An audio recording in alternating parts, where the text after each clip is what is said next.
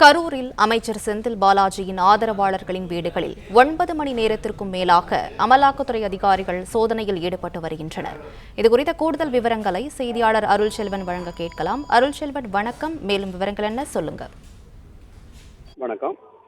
அமைச்சர் செந்தில் பாலாஜியின் ஆதரவாளர்களான அரசு ஒப்பந்ததாரர் MCS சங்கர் என்பவர் வீடு காந்திபுரம் நடுத்தருவில் இருக்கிறது.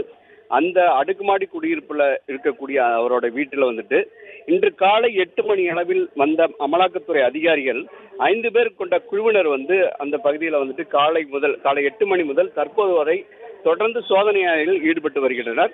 இது மட்டும் இல்லாமல் அவருடைய சொந்த ஊரான மாயனூரில் இருக்கக்கூடிய அவருடைய பூர்வீக வீட்டிற்கு சென்ற அமலாக்கத்துறை அதிகாரிகள் சுமார் 5 மணி நேரத்துக்கு மேலாக காத்திருந்தனர். அந்த வீடு பூட்டப்பட்டு இருந்ததால சோதனையை மேற்கொள்ள முடியாமல் சுமார் 5 மணி நேரம் காத்திருந்த நிலையில மீண்டும் அவர்கள் அங்கிருந்து புறப்பட்டு தற்போது காந்திபுரத்தில் இருக்கக்கூடிய அவருடைய வீட்டிற்கு வந்திருக்கிறார்கள்.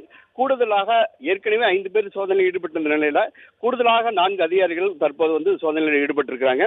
இது மட்டும் இல்லாமல் ராயனூரில் இருக்கக்கூடிய கொங்குமெஸ் உரிமையாளர் சுப்பிரமணி என்பவர் வீட்டிலையும், காயத்ரி நகரில் இருக்கக்கூடிய சக்தி மெஸ் உரிமையாளர் கார்த்தி என்பவர் வீட்டிலையும் காலை 8 மணி முதல் தொடர்ந்து 9 மணி நேரத்துக்கு மேலாக அமலாக்கத்துறை சோதனையானது தொடர்ந்து நடைபெற்று வருகிறது.